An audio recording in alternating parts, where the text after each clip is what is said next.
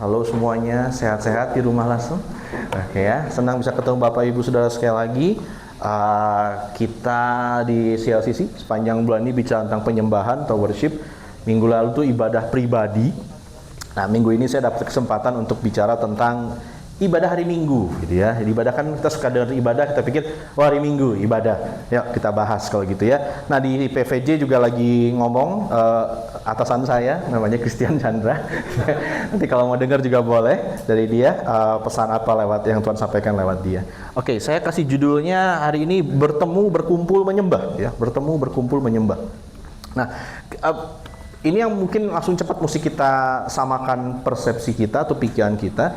Kalau kita suka pikir ibadah itu bicara tentang hari Minggu kita ketemu, ada benarnya, tapi sebenarnya penyembahan atau ibadah dalam arti yang luas itu melayani atau bekerja, itu artinya ini. Jadi menariknya kalau Bapak Ibu sudah hari Senin nanti mau kerja, libur ya Senin ya, Selasa nanti mau kerja lagi, jangan lupa ibadah. Saya betul bahwa saya lagi mau pergi ibadah, karena ini bagi di mata Tuhan semua yang kita lakukan ini ibadah, ini penyembahan kita. Nah itu perlu kita tanamkan, ya.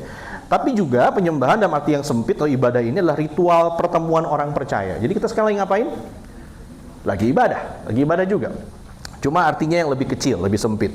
Nah ini sedikit tambah-tambah kosakata kita. Penyembahan itu worship, tapi juga punya nama lain dalam bahasa Ibraninya itu abad, ya, atau yang mungkin juga avad, ada yang bilang gitu. Kalau kemarin, kalau nggak salah, Ko Andi sebut juga avodah atau abodah, gitu ya. Itu ibadah, makanya abodah, ibadah itu mirip banget katanya.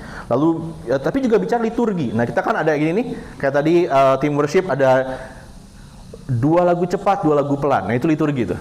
Nah, habis saya selesai khotbah ada apa, Bapak Ibu Saudara? Ingat nggak mau ngapain kita habis itu biasanya? Ada persembahan, ya. Jangan lupa. nggak kayak gitu. Tapi ada, pokoknya kalau Ko Surya maju udah mau beres gitu, kayak gitu kan ya. Ada kan kita lagi liturgi gitu ya. Nah, kebiasaan kita begitu. Mungkin kalau Bapak Ibu Saudara ke gereja lain, liturginya berbeda. Itu pun kita sebut sehari-hari sebagai ibadah. Nah, walau bukan alat ukur satu-satunya, tapi sikap kita di pertemuan ibadah itu menggambarkan kehidupan kita dan siapa Tuhan bagi kita. Ya kan, kalau misalkan Bapak Ibu Saudara dandan yang rapi atau pakai pakaian yang bagus, lalu kenapa? Karena ada yang mau datang katanya. Rumah kita bersihin gitu. Nah, mungkin anak kita yang nggak ngerti atau siapa kita yang nggak ngerti, kenapa kamu saya bebersih rumah, pakai baju bagus? Emang siapa yang mau datang? Gitu kan ya. Oh, berarti orang penting. Ya. Atau misalkan juga waktu kita datang ke suatu acara, lalu mungkin suami istri berangkat, lalu ini acara si suami aku diundang makan atau apa, si istrinya udah siap-siap, lalu dia lihat suaminya kok sampai acara jam 5, di jam 5:15 masih santai, masih leha-leha nonton TV, ayo buruan nanti kita terlambat. Tapi dia kemudian lalu dia geser kaki dia pelan-pelan, dia berlambat-lambat, dia sampai acara 5:30. Lalu kita bilang, kenapa sih kamu, misalkan kenapa kamu begitu santai, ini kan acara penting. Nggak penting-penting amat, nggak apa-apa terlambat juga. Itu saya menunjukkan bahwa bagi dia acaranya nggak terlalu penting. Atau kalau misalkan ada tamu mau datang, ayo beres-beres, nggak usah.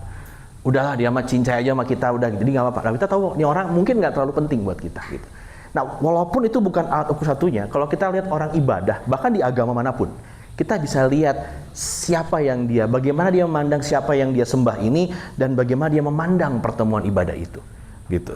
Ya, jadi itu memang, nah ini saya tadi mau bilang, saya lagi maju ke depannya, saya mikir saya mau ngomongnya mulainya gimana ya. Saya mau pikir gini, Bapak Ibu Saudara, saya akan buat Bapak Ibu Saudara tersinggung semua hari ini. Ya, kenapa? Karena kalau ngomongin kebaktian, misalkan dulu Pastor Andi pernah dorong misalkan jemaat jangan terlambat, yang terlambat jangan marah dulu, oke? Yang terlambat jangan marah dulu ya, gitu ya. Bukan mau hajar, bukan mau tuh teman-teman yang terlambat, tapi gini bahwa kadang terlambat semua punya alasannya. Saya pernah terlambat kebaktian juga. Jadi itu kadang-kadang, tapi kalau kebiasaan terlambat itu menunjukkan bahwa mungkin ya nggak apa-apa kita bilang, nggak apa-apa kita terlambat. Dan itu sih menunjukkan sikap kita sama acara tersebut, termasuk sama acara kebaktian kita misalnya. Dan saya tahu ini bukan alat ukur satu-satunya, makanya saya bilang ini bukan alat ukur satu yang menunjuk, oh kamu tidak rohani, oh lihat dong itu datang dari jam 2 jam sebelum kebaktian dia udah datang, udah bertugas, mau gimana tuh gitu kan, mesti datang lebih cepat. Tapi kita lalu mengukur orang kerohaniannya semata-mata cuma karena waktu kebaktian dia angkat tangan, waktu kebaktian dia nggak angkat tangan, berarti yang satu lebih rohani daripada yang lain. Nggak gitu juga. So hari ini bukan mau lalu menghakimi Bapak Ibu Saudara yang mungkin ada yang terlambat, ada yang mungkin nggak niat mau kebaktian hari ini. Saya ngerti. Nanti saya cerita juga pengalaman saya bahwa saya juga ngalamin hari-hari mana bahkan saya nggak mau ke gereja, males. Saya ke gereja karena rasa nggak enak aja sama teman-teman gitu. Ada seperti gitu. Tapi bahwa kita mesti lihat bahwa cara kita beribadah atau liturgi kita adalah juga kesaksian kepada dunia tentang siapa yang kita sembah dan identitas kita sendiri. Ya, kalau kita lihat orang-orang, misalkan teman-teman kita yang beragama Muslim, waktu mereka acara hari raya, mereka bangun pagi-pagi, mereka sembahyang, betapa khusyuknya itu, betapa mereka serius sama hal itu. Nah, kita mungkin bisa bilang, ya tapi saya kenal kok tetangga saya, dia nggak terlalu religius juga, cuma pas hari itu ya. Tapi itu menunjukkan betapa mereka tuh devoted sama apa yang mereka percayai. Nah, cara kita berkumpul juga, ada orang luar yang lihat. Ya, mungkin kita di ruangan tertutup atau terbuka, tapi ada orang luar yang bisa lihat, oh begitu ya orang Kristen kalau kebaktian, kalau ibadah, mereka serius, mereka sungguh-sungguh, mereka hikmat, ya, mereka benar-benar seperti kehidupan mereka sehari-hari. Karena seringkali kita dengar ada orang-orang yang, oh di gerejanya aja kayak orang baik katanya. Tapi kalau udah tempat pekerjaan, aduh sadis, saya minta ampun. Ya gitu ya. Kalau di gereja shalom haleluya. Tapi kalau udah di bagian ketemu sama pegawai, itu ya ASG itu keluar semua gitu kan ya. Ya, Bapak Ibu yang lebih lama di Bandung tahu ASG. Itu 3 kata favorit orang Bandung gitu kan ya. Yang saya katakan pasti akan disensor gitu ya. Ya itu suka banget ngomong kayak gitu ya. Waduh, nggak ada Kristen-Kristennya kalau nyampe kantor atau apa pekerjaan ya. Apalagi kalau nonton bola misalkan gitu ya. Jadi gitu, cara kita beribadah seharusnya menunjukkan bagaimana siapa kita dan siapa yang kita sembah ini. Jadi bagaimana sikap kita sebagai orang percaya memandang pertemuan ibadah kita? Bagaimana kita saat datang kebaktian pertemuan ibadah kita, sikapnya seperti apa yang perlu kita miliki? Saya mengajak Bapak Ibu Saudara memulai dari, ini ada 2 ayat penting, 2 bagian penting. Ini yang jadi landasan utama kita hari ini, yaitu di Ibrani 12 ayat 28 sampai 29. Ya.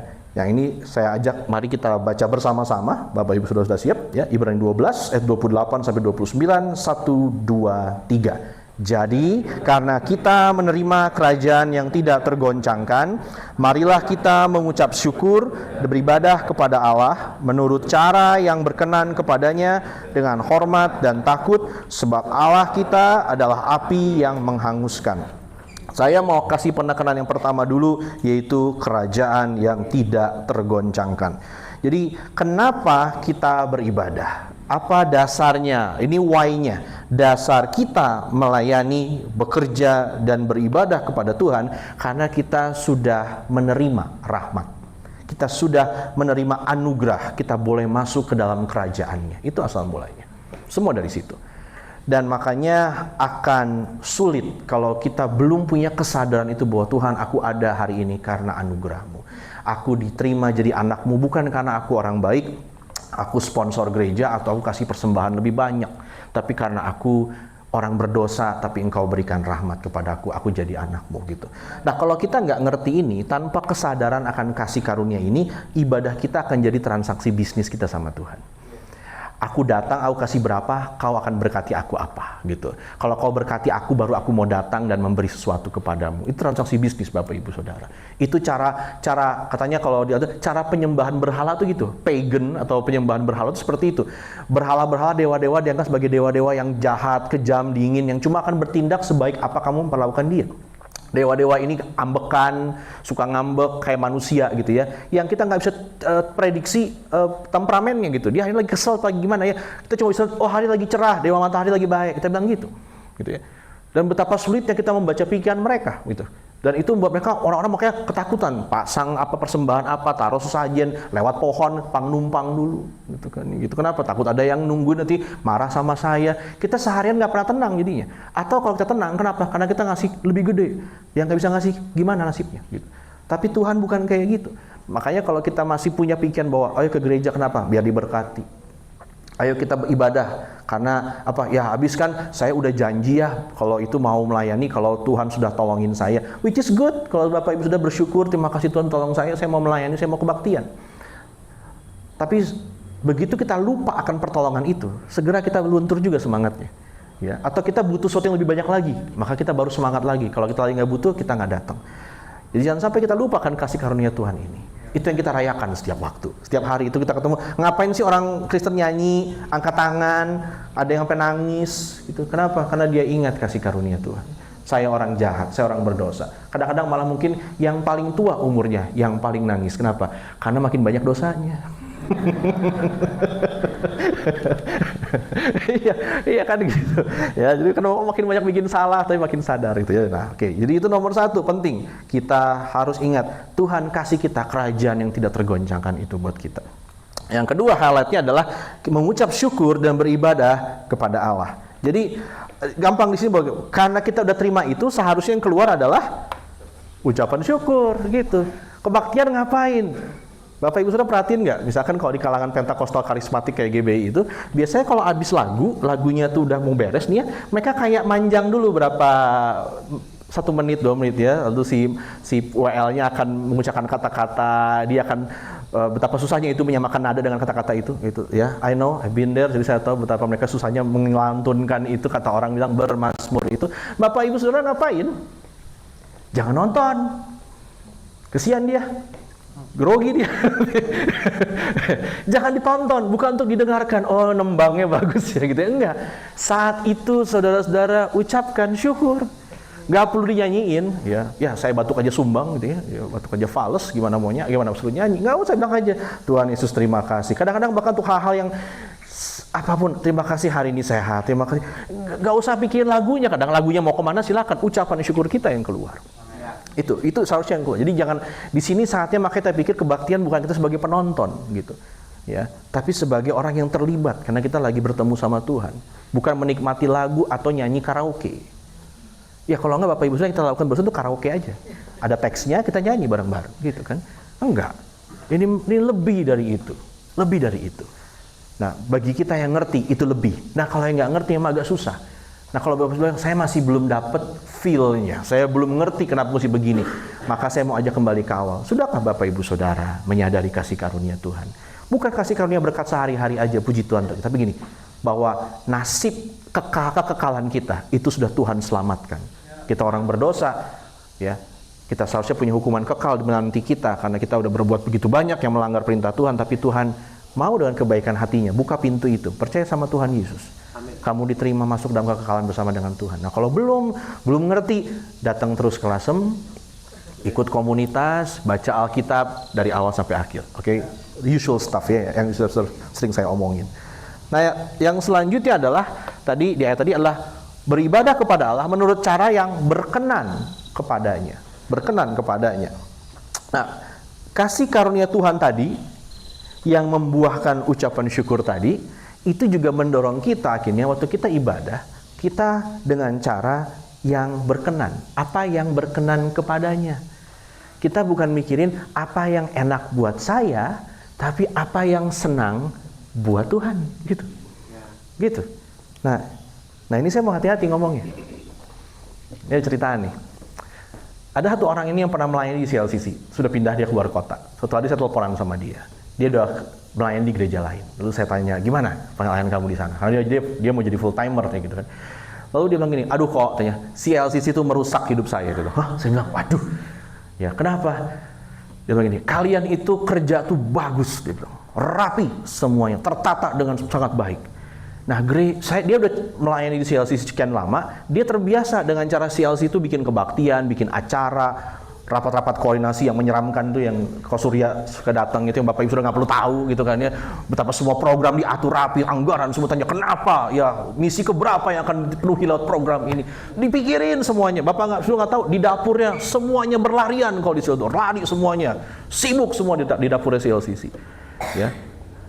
Lalu dia bilang, saya udah biasa gitu, saya pindah ke gereja yang lebih kecil, yang lebih, dia bilang lebih kekeluargaan. Karena keluarga-keluarga isinya yang nggak terlalu sedetil CLCC, dan betapa menderitanya dia karena semua program tidak ada rencana. Semua program adalah keputusan sesaat yang baru diatur di hari H, kadang-kadang bahkan siapa yang pegang ini nggak ada, udah kamu aja, udah gitu. Iya, dan makin dia mencoba mengubah dari dalam, makin dia dianggap sebagai anak yang nakal gitu. Kamu merusak keadaan gitu. Jadi dia merasa jadi dengan bahasa, ya saya merasa tersiksa. Nah, ini pengalaman saya juga. Kalau Bapak sudah melayani di CLCC, ya ini cerita dapur belakang kita gitu ya. Tolong jangan ngomong-ngomong sama yang lain. Di CLCC di lesem aja kalau bisa. Coba kalau saudara khotbah di CLC 4 kali kayak Ko Surya, kalau saya bisa kita dapat makan 3 kali. Pagi-pagi datang, itu baru saya kebaktian jam 10 tuh, jam 10 masuk, itu udah ada sarapan tuh. Sarapannya gede, bisa ketahan sampai sore sebenarnya. Tapi nanti siang datang lagi makan siang. Nanti sebelum sore ada lagi snack sore gitu. Ditanya mau kopi atau teh apa Ko Ariel? Wow, saya bilang enak banget, senang, nyaman. Tapi kadang-kadang itu jebakannya. Begitu pindah ke gereja lain tuh pelayanan, betapa saya pikir, waduh, nggak kayak gitu ya. Kita nggak selamanya disambut kayak gitu, sebagainya. Ngomongin agak vulgar dikit, PK misalkan, ya persembahan kasih. CLCC kan ditransfer. Tempat lain masih salam tempel Bapak Ibu. Kita kayak sopir tembak aja gitu kan ya. Terima kasih ya kok ya. Tuh diremes-remes tuh amplop itu sampai nggak bentuk gitu ya. Pokoknya supaya sampai kelihatan banget gitu. Kadang-kadang kita didiemin, saya pernah khotbah di mana didiemin gitu kan ya. Mereka nggak ada yang nemenin, mereka sibuk mana-mana. Dan dalam diri saya, bukan salah mereka sekali lagi. Cuma dalam diri gini, Ariel kamu kelamaan diperlakukan baik, kamu lupa rasanya melayani dengan gini, tanpa perlakuan baik. Ya, atau pemain musik punya pengalaman sama nggak pernah dibawa ke tempat yang ini soundnya ya ampun rusak banget kok, ya ampun ini nggak kayak di CLCC gitu kan ya. Bapak Ibu sudah pernah khotbah atau pernah kebaktian tempat yang nggak sebaik ini, yang ada AC-nya, ya. Kita juga aduh kebayang nggak ada AC, iya nggak ada AC, AG, gitu kan. ya angin aja pokoknya semuanya gitu, atau yang kursinya nggak seempuk ini, yang baunya nggak seharum ini. Ya, duduk sama orang-orang, mohon maaf yang mungkin baunya nggak seharum Bapak Ibu. Saya duduk sini tante-tante depan ini wangi sekali lantai, wangi banget, suasananya emang sekali. Cuma di sini bisa ngomong gitu Bapak Ibu. Kalau di PVJ nggak bisa ngapa-ngapain kita. Iya PVJ itu baru semuanya kaku, 30 menit, 5 menit. Di sini agak lebih enak gitu ya. Tapi gitu, saya kebayang bahwa wow Tuhan, betapa seringnya saya datang ke kebaktian berharap bahwa saya dilayani dengan baik. Gue pembicara. Ya, gue pelayan, ya. Kalau nggak ada gue nggak jalan di kebaktian, gitu kan ya. Ya, tapi kita lupa bahwa kita datang bukan untuk kita sebenarnya, bukan untuk saya, tapi untuk Tuhan. Untuk mencari Tuhan apa yang berkenan kepadamu, apa yang kau senang, gitu. Aku mau beri kepadamu. Dan Tuhan Yesus, puji Tuhan, nggak pernah di Alkitab nggak bilang, oh datang kemari kita udah tidak perlu melakukan lagi ritual persembahan bawa kambing dan domba. Bahwa katanya masuklah pintu gerbangnya dengan ucapan syukur. Bapak Ibu sudah kemarin ngedumel atau bersyukur dan itu juga. Oke. Jadi di Roma 12 ayat 1-2 dikatakan bahwa gini, karena itu saudara-saudara demi kemurahan Allah aku menasihatkan kamu supaya kamu mempersembahkan tubuhmu sebagai persembahan yang hidup, yang kudus dan yang berkenan kepada Allah. Itu adalah ibadahmu yang sejati. Jadi udah clear ya, ibadah itu nggak melulu tentang kebaktian, tapi seluruh hidup kita. Janganlah kamu menjadi serupa dengan dunia ini, tapi berubahlah pembaharuan budimu sehingga kamu dapat membedakan manakah kehendak Allah, yaitu apa? Yang baik, yang berkenan kepada Allah, dan yang sempurna. Itu yang sesuai kehendak Tuhan. Nah dari sini, ibadah dan perubahan akal budi itu saling terkait dan berjalan bersama. Dengan kita mempersembahkan seluruh hidup kita memberi akal budi kita diubahkan untuk semakin mengerti hidup yang berkenan kepada Tuhan. Waktu kita kebaktian ini Bapak Ibu firman Tuhan disampaikan. Ya kadang-kadang nggak enak, mungkin seperti yang saya sampaikan barusan. Mungkin ada yang nggak enak banget yang orang ngomongnya gitu ya. Atau siapapun datang kemari. Tujuannya apa? Bukan untuk sekali lagi, bukan untuk menyerang siapapun atau menghakimi, enggak. Tapi gini, ada perubahan akal budi. Dan perubahan emang selalu nggak enak. Ada yang mesti kita ubah. Ada yang kita udah nyaman, kita pikir, emang beginilah dari dulu saya melakukannya. Tapi waktu ada firman Tuhan yang sampaikan, kita baru, oke, saya baru ngerti sekarang. Mesti berubah ya? Iya. Pelan-pelan, ayo coba, lakukan. Nah, waktu kita beribadah, perubahan akal budi terjadi, hidup kita semakin berkenan kepada Tuhan. Ibadah kita setiap hari berkenan kepada Tuhan. Gitu ya. Nah, lanjut lagi. Kembali ke Ibrani 12 tadi. Katanya beribadah kepada Allah menurut cara yang berkenan kepadanya dengan hormat dan takut ya, sebab Allah kita adalah api yang menghanguskan. Hormat dan takut sekarang. Nah, beribadah dengan hormat dan takut Bapak Ibu itu artinya dalam segala cara kita menunjukkan penghargaan, kekaguman dan ketaatan kepada Tuhan. Itu cara kita hormat dan takut sama Tuhan. Bukan lalu gini, misalkan ya, ini contoh, dulu saya pernah ketemu sama ibu yang bilang gini, saya nggak mau berdoa di WC. Ya kan bau, masa Tuhan masuk ke dalam WC dengerin doa saya, dia bilang gitu kan ya. Ya kita ketawa aja, oh ya, karena Tuhan kan maha hadir, gak usah Bapak Ibu Saudara undang, dia udah datang, udah hadir gitu.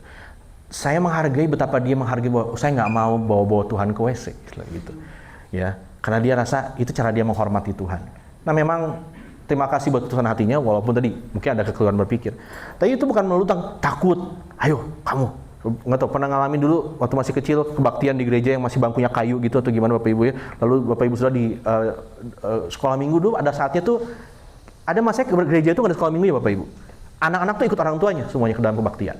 Ya, dan biasanya gitu mereka ribut, maksudnya cubit, diam, gitu kan gitu ya.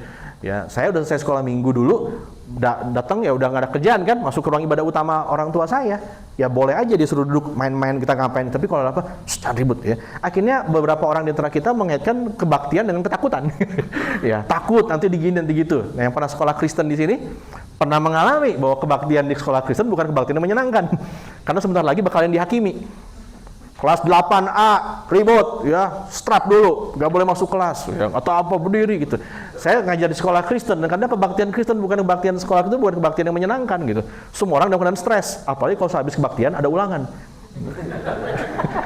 Itu terjadi, mereka nyelipin di bawah Alkitab ada buku catatan gitu kan. Oh, habis Bapak Ibu Saudara, itu habis kebaktian semuanya trauma, gitu. Dimarahin sama gurunya gitu. Tapi bukan hormat dan takut yang seperti itu. Tadi kalau kita start dari awal, kenapa saya mesti hormat dan takut? Karena kamu dikasih masuk ke kerajaan dia, gitu istilahnya. Masuk ke wilayah dia, peraturan dia. Dan waktu kita dikasih masuk, kita happy, seneng banget, kita behave, jadi kita jaga perilaku kita. Saya nggak mau nyinggung tuan rumah, dia udah begitu baik sama saya. Masa saya maling barang-barang dia? Ada sih ya, orang-orang yang kita kasih masuk rumah kita ngemaling barang-barang kita. Masa saya mau perlakukan dia dengan buruk? Masa saya mau seenak hati saya akan perlakukan dengan hormat dan takut, gitu. Ya. Ini cerita dikit, waktu pasca kemarin di CLCC, Bapak Ibu sudah datang gitu ya, kami sekeluarga datang ke baktian. Anak saya berperilaku agak aneh waktu Jumat Agung, yang kecil. Nanti Bapak sudah akan lihat dia berkeliaran terus ini. Ya, tadi sih lagi sakit perut dia, nggak tahu dia sekarang gimana keadaan. Dan itu hari Jumat dia datang ikut bakti Jumat Agung. Hari Minggu dia tidak mau turun dari mobil. Nggak mau, katanya. Ngomongnya apa coba? Aku mau ke Lasem aja. Enggak, Lasem nggak ada di sini. Iya, Lasem semua lagi kemari. Nggak mau, kami bujukin minta ampun dia nggak mau turun dari mobil. Dan ya, saya dan istri saya snap, meledak. Karena setelah dibujukin berapa lama, nggak mau juga. Ya, mau gimana, habis gimana ini? Dia udah benar-benar dia nggak mau cerita kenapa. Dia pokoknya nggak mau. Aku mau ke gereja Popoh aja. Gereja Lasem disebut, gereja Popohnya disebut. Pokoknya intinya dia nggak mau masuk. Ya, kami udah tarik seret nggak mau juga. Jadi akhirnya saya dan istri saya dalam kondisi marah, frustrasi, kami bergantian jaga di mobil, nemenin dia di mobil. Dan jujur Bapak Ibu, saya sudah terpikir mau meninggalkan dia di mobil. Tapi saya ingat bahwa ada orang-orang yang masuk ke YouTube gara-gara gini, wah anak ditinggal di dalam mobil, wah kan nggak bisa dong, ya Ariel gitu loh. Saya punya ego, mikir, masa nanti ketahuan gimana gitu kan, warga CLCC tahu saya gitu kan, panik gitu, di dalam mobil tungguin. Bapak Ibu Saudara, akhirnya setelah berapa lama kami tahu, dan kami menyesal sekali hari itu marah sama dia. Dia sangat takut dengan gambar Yesus yang dipajang banner-banner di CLCC itu. Sangat takut. Kan ada Tuhan Yesus yang siluetnya berdarah gitu kan, menetesnya gitu kan ya, gitu kemana-mana gitu. Which is kalau Bapak sudah ketemu gambar itu di ruang gelap, Bapak sudah mungkin ketakutan juga, percayalah. Jadi kalau itu tiba glow in the dark, Bapak itu juga kaget gitu kan. Ada dia lagi saat gitu. Dan saya ya selain merenungkan kesalahan saya juga mikir gini. Dia takut ya lihat gambar itu. Kita udah nggak takut lagi lihat gambar itu kan. Tapi sadar nggak bahwa peristiwa penyaliban itu sungguh menyeramkan sebenarnya. Itu menakutkan sekali. Nggak heran Nabi Yesaya menubuatkan bahwa kita memalingkan muka kita dari dia, tanya. Bahwa orang-orang yang melihat Yesus itu memalingkan mukanya, dia tidak masuk hitungan, tanya. Rupanya aja nggak ada, tanya gitu. Udah nggak kayak manusia itu.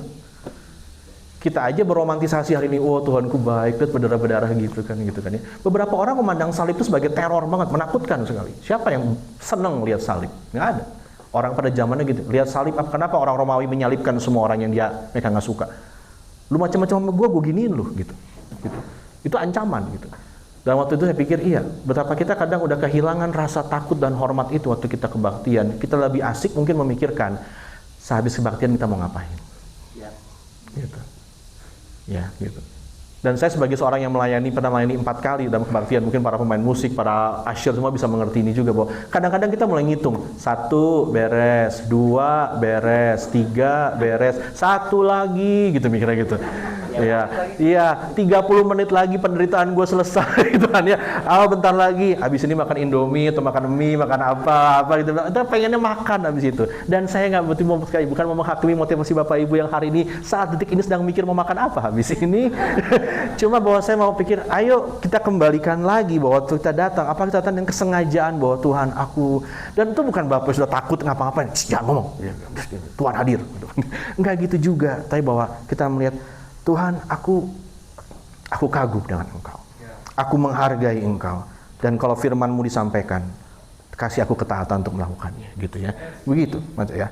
Nah, bagaimana sikap kita dalam pertemuan ibadah kita, dalam kehidupan kita sehari-hari, waktu kita lagi sendiri terutama juga. Sudahkah kita dalam segala cara dan keadaan menunjukkan bahwa kita hormat dan takut akan Dia? Nah, bagian terakhirnya adalah di ayat tadi, yaitu sebab Allah kita adalah api yang menghanguskan. Nah, Bapak Ibu Saudara, kita mau selalu ingat, Tuhan yang kepadanya kita beribadah bukanlah Tuhan yang jinak, cincai, atau lemah. Cincailah, Jesus is my friend. Kita kan sama teman suka gitu ya, cincailah teman gitu kan ya. Kita kadang sama Yesus suka gitu, Jesus is my best friend. Yesus itu sahabatku, kekasih jiwaku. Jadi aku ngapain pun dia nggak akan marah kok, gitu kan ya. Ya, Tuhan tuh emang domba digambarkan. Tapi Bapak Ibu harus ingat, kalau nanti dia datang, dia itu singa dari Yehuda. Kalau tanya dulu dia naik keledai, lemah lembut. Nanti kalau dia datang, dia pakai kuda putih dengan jubah yang katanya seperti dicelup sama darah musuh-musuhnya. Dia datang pakai pembalasan. Dia bukan Tuhan yang kayaknya, ya kalau digambar kartun ada Yesus yang gitu kan ya, ada yang apa, ada yang sedang, enggak, kita mesti ingat itu tuh Tuhan. Itu raja segala raja, Tuhan yang maha kuasa, maha tahu, maha hadir, maha kudus dan maha mulia.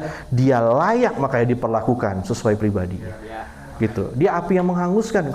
Kalau dia mau, dia bisa hancurkan kita dalam sesaat, tapi dia menahan dengan segala kesabarannya, menahan dirinya, memberikan kesempatan kepada kita untuk bertobat. Jadi bagi yang belum bertobat, bagi juga yang hari ini sedang mungkin terjerumus dalam dosa dan kayak nggak mau keluar, saya perlu hangi, bertobatlah. Tuhan itu api yang menghanguskan. Gitu ya. Nah, Injil membukakan mata kita akan anugerah dan kasih-Nya atas kita, orang berdosa, sehingga kita bisa beribadah kepadanya dengan dekat. Di sisi lain, Injil juga menyadarkan kita akan pribadi Tuhan yang melampaui segala sesuatu, sehingga kita patut beribadah dengan hormat dan takut. Nah, terakhir, ini nggak boleh lupa, ibadah itu juga penyaluran kasih Tuhan yang telah kita terima kepada orang lain. Oke, so ini tentang Tuhan, tapi Tuhan juga dalam kebaikan hati gini, kalau kamu datang beribadah, jangan lupa, kamu sembah aku, tapi jangan lupa yang ini juga. Ini ayat yang tadi kita baca di awal. Ibrani tadi ya, 25 dan kita baca 24. Dan marilah kita saling memperhatikan supaya kita saling mendorong dalam kasih dan dalam pekerjaan baik. Janganlah kita menjauhkan diri dari pertemuan-pertemuan ibadah kita seperti dibiasakan oleh beberapa orang. Tapi marilah kita saling menasihati dan semakin giat melakukannya menjelang hari Tuhan yang mendekat. Saudara menemukan ada berapa kata saling di situ? Ya. Saling memperhatikan, saling mendorong dalam kasih dan pekerjaan baik, saling menasihati. Waktu kita bertemu di sini, Bapak Ibu Saudara, adakah saling di antara kita? Adakah saling untuk nanyain, apa kabar Ci? Sehat? Ya, ada yang bisa didoain nggak? Kok gimana bisnisnya? Ya gitu ya. Untuk kalian ngobrol nggak cuma gini, aku udah selesai Tuhan ya, beres. Udah absen ya, pulang. Berkati aku sepanjang minggu ini. Enggak. Bapak Ibu Saudara bukan konsumen rumah lasem. Bapak Ibu Saudara jemaat rumah lasem. Bapak Ibu Saudara saling melayani dengan yang lain. Puji Tuhan, tuan rumah begitu baik menyediakan makanan dan minuman. Amin. Tapi saudara bisa pakai satu juga untuk melayani itu dengan yang lain. Untuk mau berdoa. Ya, ngelihat kalau kita, aku sedang lihat. Sorry tante ya tadi dengar ceritanya. Kita kadang ketemu teman-teman kita. Masih berlima, lama-lama mulai berempat, bertiga, berdua. Kadang hidup membawa kita ke arah yang berbeda. Ada yang pergi karena apa? Pekerjaan. Susah cari duit sekarang, gue mesti pindah tempat lain. Mungkin gak pernah ketemu lagi. Ada yang karena apa? Kesehatan. Dulu kuat, sekarang nggak kuat lagi mau ke gereja. Ada yang nanti mungkin nggak ada lagi. Sudahkah kita pakai waktu ini untuk saling melayani? Nggak di sini aja. Sekali lagi, jangan terpaku sama ruangan ini, sama kesempatan yang kita bilang, oh kita masih ketemu. Orang tua sama anak yang ibadah hari ini, saya tahu kebaktian kadang, apalagi kalau anak-anak kita rada lelet gitu kan. Kebaktian tuh udah marah-marah bawaannya mungkin. Kamu pakai baju itu? Waduh, ganti. Wah, ini kamu malu banget. Datang kebaktian udah mesem gitu mungkin. Tapi, ayo. Semuanya anak Tuhan di situ. Mau nggak saling melayani juga? Orang tua dengan anak dan orang tua. Sudah di sini. Bukan tergantung sama Kosurya dan tim pelayanan, tapi kita semua yang ada di sini. Pertemuan ibadah itu bukanlah acara untuk aku, tetapi Tuhan dan kita. Gitu ya. Tuhan sebagai pusat dan kasih-Nya dirasakan lewat saling melayani di antara umatnya. Semoga ini jadi pandangan yang moga-moga menyegarkan, juga mengingatkan akan pentingnya ibadah di hari Minggu itu. Ya, semuanya untuk Tuhan. Jadi mari kita merenungkan firman Tuhan ini, dan kita di waktu menyembah Dia kembali ucapkan syukur, ingat kebaikan-Nya, bahwa Dia yang layak disembah untuk segala sesuatu.